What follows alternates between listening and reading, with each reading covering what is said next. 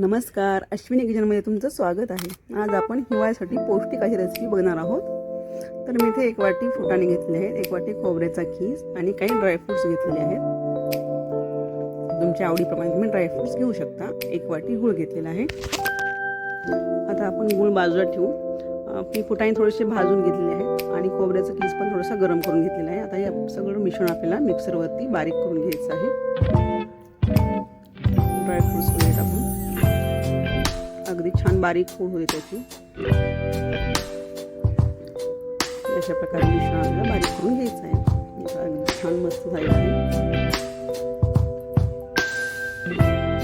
आता आपण एका कढईमध्ये गूळ टाकून घेऊया। आपल्याला गूळ पातळ करून घ्यायचं आहे।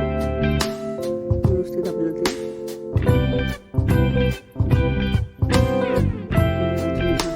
थोडंसं तूप टाकून अर्धी वाटी त्यात पाणी टाकून घेणार आहोत। अशा प्रकारे गुळाचा आपल्याला पाक करून घ्यायचा आहे। थोडीशी उकळी आणून घ्यायची। आपला पाक तयार आहे। तर आपण हे मिश्रण बाजूला ठेवून घेऊया। त्यानंतर मी एका कढईमध्ये तूप टाकून आपण फुटाणे आणि ड्रायफ्रुट्सचं जे मिश्रण केलं आहे बारीक पूड ते आपण यावरती भाजून घेणार आहोत।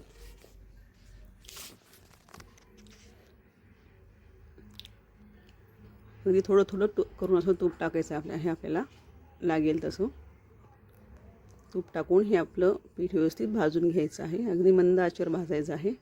इथे अजिबात आपल्याला घाई करायची नाही। छान असं लालसर मिश्रण होईपर्यंत तूप लागेल तसं टाकून हळूहळू भाजून घ्यायचं आहे। आपल्याला छान त्याचा खमंग असा वास येतो।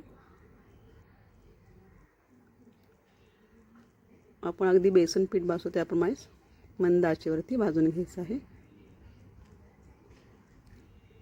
थोडंसं लालसर झालं की आपण त्यामध्ये गुळाचं जे मिश्रण केलं आहे ते टाकणार आहोत।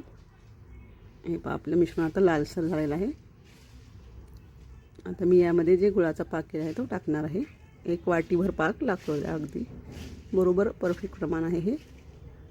ही पहा आपली बर्फी दाणेदार होते छान मस्त अशी। अगदी 2 ते 4 मिनिट आपल्याला व्यवस्थित परतून घ्यायचं आहे। हे मिश्रण लगेच घट्ट व्हायला लागतं। त्यानंतर मी एका ताटाला तूप लावून घेतलेलं आहे। त्यामध्ये हे मिश्रण ओतून घेणार आहे सगळं आणि 5 ते 10 मिनिटांसाठी सेट करायला ठेवणार आहे। त्यामध्ये आपण वरती वेलायची किंवा वरतून काय ड्रायफ्रुट्स हवे असेल ते आपण टाकू शकतो। 10 मिनिटात आपली अगदी बर्फी तयार होते। छान पौष्टिक रेसिपी आहे हिवाळ्यासाठी खास। तुम्ही नक्की ट्राय करून पहा आणि माझ्या चॅनल लाईक करा, सबस्क्राईब करा। धन्यवाद।